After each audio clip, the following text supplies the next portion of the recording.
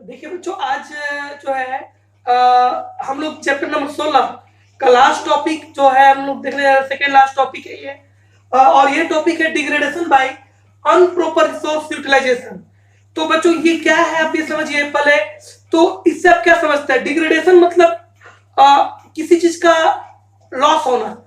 तो अगर आप किसी रिसोर्स जैसे कोई नेचुरल रिसोर्स है, जैसे एयर, वाटर, सॉइल, तो नेचुरल रिसोर्स है जो हमें नेचर ने हमें दिया है। तो बच्चों ये रिसोर्सेस जो है, चाहे फॉरेस्ट हो, चाहे माउंटेन्स हो, चाहे जो जो भी रिसोर्सेस आपके पास अवेलेबल हो, तो अगर आप उसका प्रॉपरली इस्तेमाल नहीं करते हैं तो ये रिसोर्सेस आगे चलकर धीरे धीरे डिप्लीट हो जाएंगे, खत्म हो जाएंगे। तो उसका एक आपको एग्जांपल के साथ मैं आपको इस वीडियो में बताने जा रहा हूं। जैसे हम लोग क्या सोचते हैं, मिट्टी एक रिसोर्स है, आपको पता है। तो मिट्टी का इस्तेमाल हम लोग खेती के लिए करते हैं। जैसे खेतों में मिट्टी का इस्तेमाल किया जाता है खेती के लिए। तो आपको पता है कि ये मिट्टी एक रिसोर्स, अगर इसका प्रॉपरली इस्तेमाल ना किया जाए तो इसे नुकसान पहुंचता है। जैसे हम आपको एक एग्जांपल के तौर पर बताते हैं कि हम लोग को खेती करना है। तो खेती करने के लिए हमें एक फसल लगाने के बाद, एक फसल लगाया हमने, बीज बोया, फसल लगाया, फसल तैयार हो गया, तो इसे हम काटते हैं। तो काटने के बाद उस मिट्टी को कुछ दिनों के लिए रेस्ट देना जरूरी है।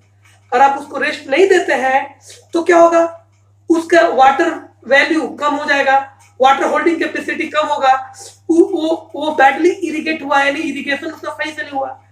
तो वैसे मिट्टी में इरोजन का खतरा बढ़ता है, यानी वो उस मिट्टी के कटाव का खतरा बढ़ जाता है। इसके साथ साथ चूंकि उसमें वाटर का लेवल कम है, वाटर का परसेंटेज कम है, तो वैसे मिट्टी, वैसा जो क्षेत्र है वो धीरे धीरे डेजर्ट की ओर कन्वर्ट हो, मतलब कि डेजर्ट बन जाता है।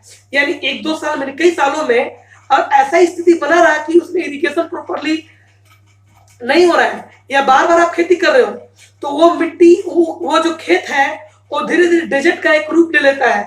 तो ये क्या हुआ बच्चों की, एक रिसोर्स का आपने गलत इस्तेमाल किया। आपको क्या करना था कि उस खेत को थोड़ा सा रेस्ट देना था, लेकिन आपने उसका अनप्रॉपर यूटिलाइजेशन किया, जिससे उसका डिग्रेडेशन हुआ। उसी तरह बच्चों हम सोचते हैं कि खेतों में पानी भर दें। जैसे खेतों में कैसे पानी, हम लोग नहर का पानी हो या समरसेबल का पानी हो, हम ऑन कर देते हैं मोटर। खेतों में जो देखे होंगे आप, घर बनाकर लोग जो मोटर हाउस, मोटर रूम होता है, उसमें मोटर लोग ऑन कर देते हैं और पानी लगातार बहता रहता है, रात रात भर तक पानी बहता है। इससे क्या होता है कि पूरा खेत फ्लडेड हो जाता है। खेत फ्लडेड हो गया, पानी भर गया, लेकिन आपको क्या पता है, आपको तो लगता है कि हमें या किसानों को ये लगता है कि चलो क्या हुआ, क्या प्रॉब्लम है, और तो अच्छा है कि भाई खेत अच्छी तरह से उसका इरिगेशन हो जाएगा, खेत का अच्छी तरह सिंचाई हो जाएगा। लेकिन आपको पता है कि पानी अपने साथ कई तरह के सॉल्ट भी लाती है। जैसे जो बहता हुआ पानी जो खेतों में आता है, तो उसके साथ जिंक, मैग्नीशियम आते हैं। तो ये इनमेंट रिएक्शन कर कई तरह के कंपाउंड सॉल्ट बना देते हैं, जैसे ZnSO4, CaCO3, ये सब सॉल्ट बन जाते हैं। CaSO4, MgCl2, ये सब सॉल्ट बन जाते हैं। तो जब ये सॉल्ट पानी के साथ एकत्र होते हैं उस खेत में, तो उस खेत की जो मिट्टी है उसकी फर्टिलिटी कम हो जाती है। उसमें हम खेती नहीं कर सकते, क्योंकि उसमें सॉइल की मात्रा बढ़ गई, मिट्टी में सॉइल की मात्रा बढ़ गई। तो ये भी क्या हुआ बच्चों, एक अनप्रॉपर यूटिलाइजेशन हुआ पानी का। क्योंकि जिस पानी को हमें प्रॉपरली इस्तेमाल करना था, पानी का इस्तेमाल उतना ही करना था। जैसे खेत का मिट्टी भीग जाए तो हमें पानी बंद कर देना था, लेकिन हमें तो लगा कि भाई चलो पानी पाता रहे, और तो बेहतर है कि खेत का मिट्टी गीला रहेगा, अच्छा तरह से फसल का ग्रोथ होगा, लेकिन उसका बैड इफेक्ट पड़ता है। तो ये है अनप्रॉपर रिसोर्स यूटिलाइजेशन। बच्चों इसके बाद अगला जो टॉपिक है हमारा, वो है डिफॉरेस्टेशन, जो कि सेकेंड लास्ट नहीं बल्कि लास्ट टॉपिक है, कह सकते हैं हम। इस चैप्टर का जो लास्ट टॉपिक है वो है डिफॉरेस्टेशन। तो डिफॉरेस्टेशन का मतलब क्या होगा बच्चों? डिफॉरेस्टेशन का मतलब होता है खेतों की, जंगल की कटाई, फॉरेस्ट की कटाई। तो हम जंगल को काटते हैं। क्यों जंगल को काटते हैं आप ये भी समझिए। जंगल को काटते हैं हम डेवलपमेंट वर्क के लिए। जैसे अगर कोई नया पावर प्लांट स्टेब्लिश करना है, जैसे Tata power, Torrent power, NTPC, अगर कोई अपना नया थर्मल पावर प्लांट स्टेब्लिश करना चाहती है तो ऑब्वियस है कि इसे शहरी क्षेत्रों में जमीन नहीं मिलेगा, क्योंकि शहरी क्षेत्र का जमीन तो महंगा है। तो ऐसी बड़ी बड़ी कंपनियां जंगलों की तरफ रुख करती हैं, तो गवर्नमेंट जंगल के आसपास का एरिया इन्हें सस्ते रेट में लीज पे दे देती है। तो इसके कारण इन कंपनियों को जंगल को काटना पड़ता है। दूसरा, आपको पता है कि जंगलों से टिम्बर्स यानी लकड़ियां हमें प्राप्त होती है, जो जिसका इस्तेमाल हम लोग फर्नीचर के लिए, पैकिंग के लिए और कई काम के लिए करते हैं। तो लकड़ियों के लिए भी जंगल को काटा जाता है। तीसरा, जंगल को काटा जाता है कई डेवलपमेंट प्रोजेक्ट्स के लिए, जैसे कोई नेशनल हाईवे बनाना है, कोई रोड कोई नया सड़क या रेलवे का प्रोजेक्ट पास करना है, और वो प्रोजेक्ट अगर जंगल से होते हुए जाता है तो गवर्नमेंट उसके लिए परमिशन देती है, वह जंगल काटिए और उस प्रोजेक्ट को आप आगे बढ़ाइए। लेकिन उसके साथ साथ आपको जितना आपने पौधा काटा उससे दुगना आपको पौधा लगाना पड़ता है। यानी आपने जंगल काटा, अगर हरे पौधे को काटा तो उतना ही आपको उससे ज्यादा पौधे को लगाना पड़ता है। लेकिन हमारे देश में दुर्भाग्य की बात है कि देश में जो ठेकेदार हैं वो जंगल को तो काट देते हैं जरूर, लेकिन जब लगाने की बात आती है तो इसमें कोई लिपा पोती होता है, मतलब ऑन पेपर दिखा दिया जाता है, पेपर पे दिखा देता है कि देखिए इतना जंगल हमने लगा दिया, लेकिन जंगल लगता नहीं है। तो बच्चों, ये बहुत बुरी बात है और ये बहुत बड़ा चिंता का विषय है, एक इशू है जिसके बारे में हमें, आपको और पूरी दुनिया को सोचना पड़ेगा। तो बच्चों, एक तो बात हो गई डिफोरेस्टेशन की, लेकिन बच्चों आप ये भी जानिए कि हमें क्यों जंगल को कटने से बचाना चाहिए। ये तो हम जानते हैं कि भाई अर्बनाइजेशन के लिए शहर बढ़ेगा, शहर को चौड़ा होना है, कोई शहर लंबा और चौड़ा होगा, मतलब और किसी शहर का एरिया बढ़ता है तो उसके लिए जंगल को काटना पड़ेगा। तो चलो भाई, वो तो ठीक है, अर्बनाइजेशन के लिए जंगल को काटना ठीक है, लेकिन नए नए जगह पर जंगल लगाना भी जरूरी है। जहां जंगल काटा हमने, जहां एक पौधा काटा हमने, तो उसकी जगह पे 4 पौधे लगाना जरूरी है। तो बच्चों, क्यों जरूरी है भी हम जानते हैं आज। तो आपको जैसा कि पता है कि जंगल हमारे लाइफ में काफी इंपॉर्टेंट भूमिका रखता है। जैसे आपको पता है कि जंगल जो है वो वाटर साइकिल को मेंटेन करते हैं, मतलब जो फॉरेस्ट है वो पानी का चक्र, जैसे कब पानी होगा, बारिश कब होगी, इसको मेंटेन करते हैं। तो इसलिए जंगल का रहना जरूरी है, क्योंकि ये वेदर को रेगुलेट करते हैं। दूसरा, आपको पता है कि जंगलों में कई जो है इंपॉर्टेंट और प्लांट और एनिमल की स्पीसीज मौजूद है, कई जंतु और प्लांट्स के प्रजातियां जंगल में पाई जाती हैं। जंगल उनके लिए नेचुरल हैबिटेट है, उनका प्राकृतिक निवास है, इसलिए भी इन जंगलों को बचाना जरूरी है। क्योंकि अगर आप जंगलों को काटेंगे तो ये पशु पंछी कहाँ जाएंगे, ये जो जंगली जानवर, वाइल्ड एनिमल्स हैं और कई इंपॉर्टेंट प्लांट्स हैं, ये तो एक्सटिंक्ट हो जाएंगे धरती से। इसलिए इनको बचाने के लिए हमें जंगल को कटने से बचाना होगा। तीसरा चीज कि जंगल जो है वो बड़े पैमाने पर CO2 को एब्जॉर्ब करते हैं। CO2 एक गैस है जो कि एनिमल्स के द्वारा रिस्पायरेशन के द्वारा रिलीज किया जाता है। इसके साथ साथ कई इंडस्ट्रियल स्मोक के साथ CO2 रिलीज होता है। कई प्रोसेस, कई जो हमारे प्रैक्टिस है उसमें भी CO2 रिलीज होता है। तो CO2 जो एक बहुत इंपॉर्टेंट जो गैस है, जो कि ग्रीन हाउस गैस है, तो आप कह सकते हो कि इसको एब्जॉर्ब करने में पौधों की बहुत अहम भूमिका होती है। इसलिए हमें जंगल को बचाना पड़ेगा, क्योंकि जंगल जो है इस CO2 को एब्जॉर्ब कर ग्लोबल वार्मिंग और ग्रीन हाउस इफेक्ट से हमारी धरती की रक्षा करते हैं। इसलिए जंगल को बचाना जरूरी है। तीसरा, और भी कई कारण है जिसके लिए हमें जंगलों को बचाना है। जैसे आपको पता है कि जो जंगल है वो हमें ऑक्सीजन भी देते हैं, इसलिए भी हमें जंगल को बचाना है, कटने से बचाना है। और जंगल से हमें कई इंपॉर्टेंट मेडिसिन, स्पाइसेस, मसाले, परफ्यूम्स वगैरह भी मिलते हैं, इसलिए भी हमें जंगल को बचाना चाहिए। लेकिन आप कुछ डाटा देखें तो आपको खुद पता चलेगा कि क्या स्थिति है अभी जंगलों को लेकर हमारे देश में और पूरी दुनिया में। देखो बच्चों, जब 20th सेंचुरी यानी 20th सेंचुरी का बिगिनिंग था, यानी सन 1900 में सन 1900 में हमारे देश में और पूरी दुनिया में जंगल का जो एरिया, कवर एरिया था, वह था 30%, यानी टोटल जमीन का 30% जंगल से कवर था। लेकिन जैसे जैसे समय बीतते गया और मात्र 100 साल, लगभग 100 साल के अंदर यानी 1999 तक जाते जाते ये जंगल कट कर कितने बचे? मात्र 19.4 यानी 19.4 यानी 90.4% जंगल बचे। यानी आप कह सकते हो कि इतना लगभग 11% जंगल को काट दिया गया डेवलपमेंट काम के लिए, और जैसे ग्रेजिंग के लिए, कई ग्रेजिंग एनिमल्स को ग्रो कराने के लिए जंगल को काटना पड़ा, कई डेवलपमेंट पर्पस के लिए जंगल को काटना पड़ा। तो आप देख सकते हैं कि 11% जंगल कट गए मात्र 100 वर्षों में।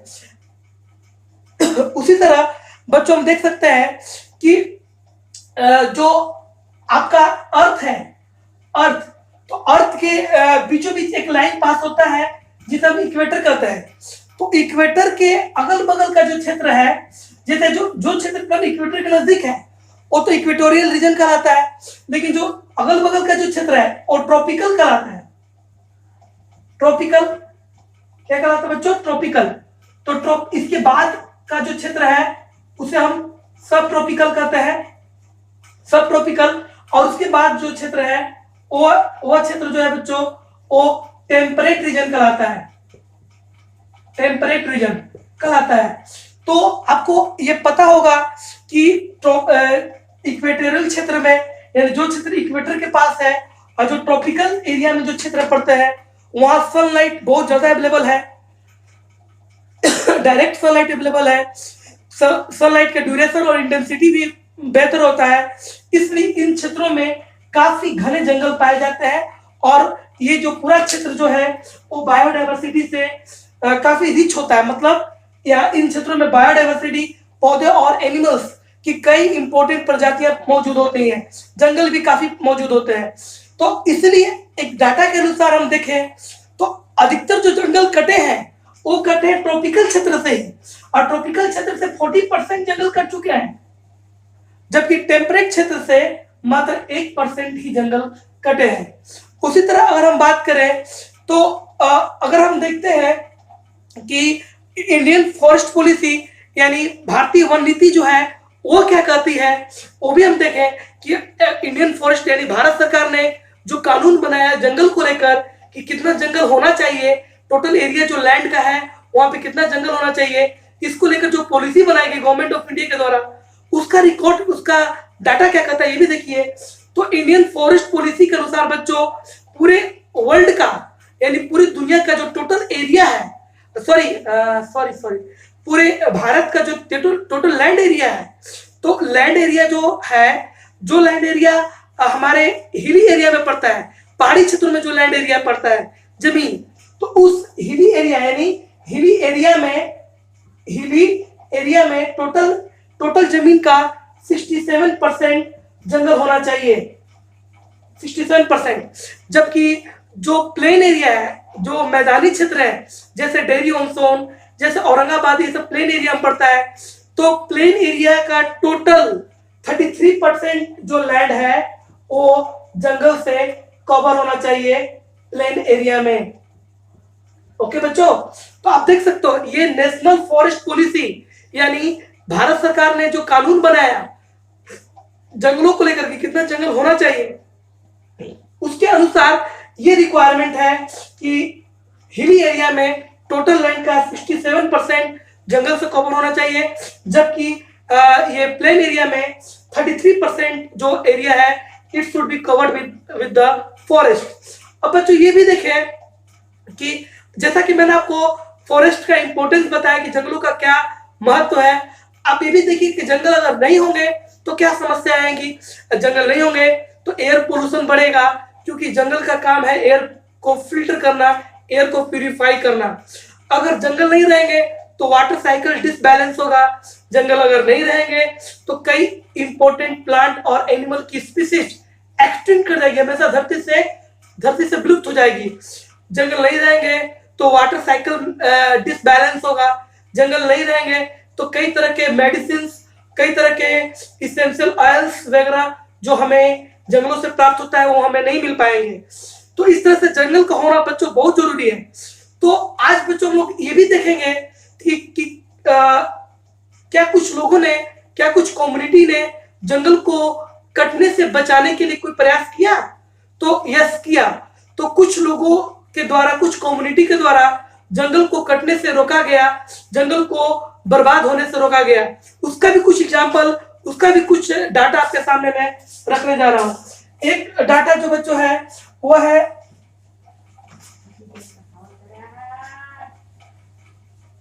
एक डाटा जो है वो है 1731 का, 1731 ये साल है 1731, और ये बात है भारत के राजस्थान में मौजूद जोधपुर शहर का। यानी भारत में जो राजस्थान स्टेट है उसमें जोधपुर एक इम्पोर्टेंट वहां का सिटी है।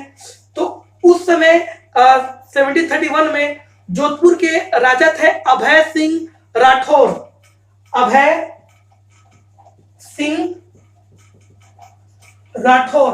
तो अभय सिंह राठौर को एक नया महल बनवाना था। मतलब अभय सिंह राठौर जो वहां के राजा थे, उनकी इच्छा थी कि एक नया महल का कंस्ट्रक्शन कराया जाए। इसके लिए उन्होंने अपने मंत्रियों को और कुछ वर्कर्स को जंगल भेजा और लकड़ी काट कर लाने के लिए। उनके मंत्री और अपने वर्कर्स के साथ जब जंगल पहुंचे तो वहां पे उन्होंने जब लकड़ी को काटना शुरू किया तो कुछ जो ट्राइबल्स, उस जंगल के जो ट्राइबल्स थे, वो उसमें एक फीमेल, एक लेडी जिसका नाम था अमृता देवी बिश्नोई, वो आई, प्रोटेस्ट करने लगी। उसने विरोध किया कि नहीं, हम जंगल नहीं काटने देंगे, लकड़ी को नहीं काटने देंगे। तो मंत्रियों ने बोला कि भाई राजा का आदेश है, जंगल को तो काटना ही पड़ेगा। तो अमृता देवी और उसकी तीनों लड़कियां पौधों से चिपक गई और बोली कि जाकर राजा से कहो कि यदि जंगल को काटना है तो पहले हमें काटना होगा। मंत्री इस संदेश को, इस मैसेज को राजा तक पहुंचा दिए। तो राजा ने आदेश दिया कि जाओ, अगर कोई प्रोटेस्ट करता है, कोई विरोध करता है, तो अगर उसे भी जंगल के साथ ही काट दो, उसे भी पौधों के साथ काट दो। तो उसी तरह जब राजा के लोग जंगल पहुंचे तो उन्होंने अमृता देवी को बोला कि भाई राजा का आदेश है कि जंगल को काटा है। तो अमृता देवी पीछे नहीं हटी, उसने कहा ठीक है काटो, देखेंगे क्या होता है। तो इस तरह से राजा के लोगों ने, यानी किंग्स के लोगों ने अमृता देवी के साथ साथ उस जंगल को भी काट डाला। यानी आप बोल सकते हो कि पौधों को काटा, साथ ही साथ अमृता देवी और उनकी तीनों लड़कियों को भी काट दिया। इसी तरह उसी अमृता देवी के बहादुरी को देखते हुए और भी कई लोग, बिश्नोई जो कम्युनिटी होती है आदिवासियों की, ट्राइबल्स की, उसमें 363 से भी ज्यादा लोग जुड़ गए और दे सेक्रीफाइस देयर लाइफ। तो भारत सरकार आज के समय अमृता देवी की इस बहादुरी को देखते हुए उसको एक क्या कह सकते हैं कि उसे एक ट्रिब्यूट देने के लिए, श्रद्धांजलि देने के लिए गवर्नमेंट ऑफ इंडिया ने एक अवार्ड का घोषणा किया। ये अवार्ड है Amrita Devi Bishnoi wildlife protection award. और ये अवार्ड उन लोगों को दिया जाता है जो लोग जंगलों को कटने से रोकने में अहम भूमिका निभाते हैं। उसी तरह बच्चों कुछ और भी केसेस है, कुछ और भी एग्जांपल्स हैं। एक एग्जांपल है उत्तराखंड के गढ़वाल जिला का। उत्तराखंड में जो देहरादून, आप लोग को पता होगा कि देहरादून हरिद्वार जो क्षेत्र है उत्तराखंड में आज आता है। पहले ये उत्तर प्रदेश स्टेट में हुआ करता था। उत्तराखंड पहले उत्तर प्रदेश का हिस्सा था। तो ये जो हरिद्वार देहरादून का जो क्षेत्र पड़ता है, गढ़वाल क्षेत्र कहलाता है। और ये हिमालय का तलछटी क्षेत्र, यानी ये बेसलाइन क्षेत्र है जो पड़ता है हिमालय का। तो ऐसे क्षेत्रों में घने जंगल हैं। और एक केस है 1974 का चिपको आंदोलन। 1974 की बात है। कुछ कॉन्ट्रैक्टर्स को गवर्नमेंट का प्रोजेक्ट मिल गया और उसके लिए वे जंगल को काटने के लिए गए। जब ठेकेदार जंगल पहुंचे अपने लोगों के साथ, वर्कर्स के साथ जंगल को काटने के लिए, तो वहां के जो स्थानीय लोग हैं उसमें केवल लेडीज ही नहीं बल्कि लेडीजों के साथ साथ कुछ जेंट्स भी, जैसे एक लेडीज थी गौरा देवी, और जेंट्स में वहां के जो इन्वायरमेंट लवर थे, प्राकृतिक प्रेमी जो थे वहां के सुंदरलाल बहुगुणा और चांदी प्रसाद भट्ट, ये दो लोग के नेतृत्व में, यानी दो जेंट्स और एक लेडी जो थी गौरा देवी, इनके लीडरशिप में कई लोग पौधों से चिपक गए। इसे चिपको आंदोलन कहा गया।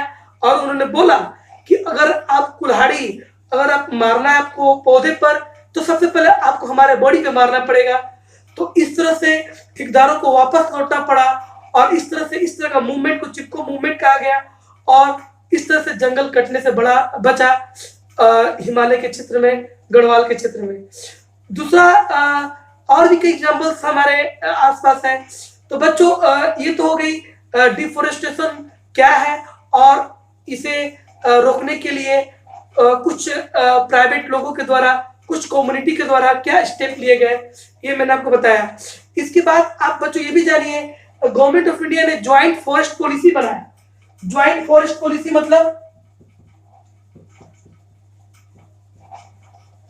Joint forest policy, joint forest policy कहता है बच्चों कि यहाँ पे गवर्नमेंट जो है वो ज्वाइंट मतलब जुड़ा हुआ, मतलब गवर्नमेंट जो है वो अकेले किसी जंगल की देखभाल नहीं करती है। ज्वाइंट फॉरेस्ट पॉलिसी मतलब जंगल की देखभाल करानी है, लेकिन गवर्नमेंट का इसमें अकेला योगदान नहीं होता है। इसमें गवर्नमेंट किसी जंगल के जो लोकल ट्राइबल्स हैं, यानी किसी जंगल में रहने वाले जो लोकल पब्लिक है, उसकी मदद से, वहां के आदिवासियों की मदद से उस जंगल की देखभाल कराती है। इसे हम ज्वाइंट फॉरेस्ट पॉलिसी कहते हैं। और इसके तहत गवर्नमेंट उन लोगों को परमिशन देती है, उन लोगों को ये अधिकार देती है कि जो ट्राइबल्स हैं, जो उस जंगल के आदिवासी लोग हैं, वे उस जंगल के जो प्रोडक्ट्स हैं, जैसे गोंद, जैसे महुआ, जैसे मेडिसिन, जैसे परफ्यूम, कुछ ऑयल्स जो है, स्पाइसेस, मसाले, इनको बाजार में बेच सकते हैं। यानी ये जंगल के प्रोडक्ट्स को बेचकर अपना लिवलीहुड यानी अपना जीवन यापन चला सकते हैं वहां के ट्राइबल्स। और इसके